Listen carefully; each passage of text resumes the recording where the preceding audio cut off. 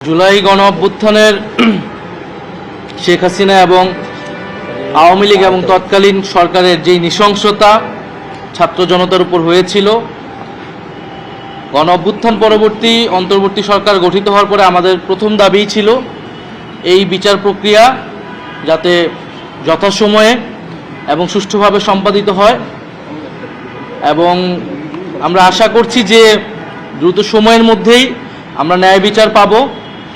এই মামলা, শেখ হাসিনার এই মামলার হয়তো আমি শেষ সাক্ষী।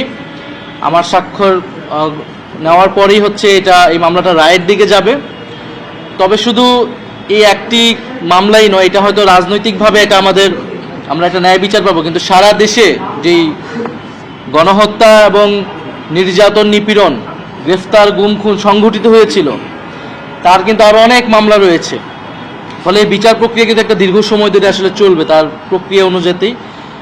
ফলে নির্বাচনের পরেও যাতে এই বিচার প্রক্রিয়া কোনোভাবেই বাধাগ্রস্ত না হয়, সেটার জন্য এই ট্রাইব্যুনাল এবং অন্যান্য যেই বিচার প্রক্রিয়া রয়েছে সাধারণ কোর্টে, সেটা যাতে অব্যাহত থাকে সেই প্রতিশ্রুতি আমাদের এই সরকারের পক্ষ থেকে, সেই একটা রোডম্যাপের দাবি আমরা জানিয়েছি, এবং সকল রাজনৈতিক দলের পক্ষ থেকেও সেই কমিটমেন্ট, তাদের সেই ইস্তিহারেও যাতে সেটা থাকে, এটা আমাদের প্রত্যাশা থাকবে, যাতে এই জুলাই গণহত্যার যে বিচার এবং গত 16 বছরে গুম সহ যে আরও নানান ফ্যাসিবাদী হত্যাকাণ্ড রয়েছে, অপরাধ রয়েছে, তার বিচার প্রক্রিয়া যাতে চলমান থাকে।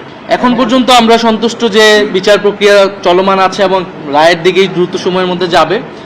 তবে আরও যে মামলাগুলো রয়েছে, আমরা চাবো যে সেইটার বিচার প্রক্রিয়া যাতে যথাযথ গুরুত্বের সাথে এগিয়ে চলে এবং সরকার যাতে একটা সমন্বিত রোডম্যাপ সকল রাজনৈতিক দলের সাথে মিলে ঘোষণা করে নির্বাচনের আগে। শেখ হাসিনাকে ফিরে আনার বিষয়ে আমরা বরাবরই বলেছি, প্রথম থেকে বলছি, এখনও বলছি, সরকারের এটি কূটনৈতিক এবং রাজনৈতিকভাবেই সরকার এবং আন্তর্জাতিক জনমত তৈরি করে সরকারকে এই দিকে এগোতে হবে।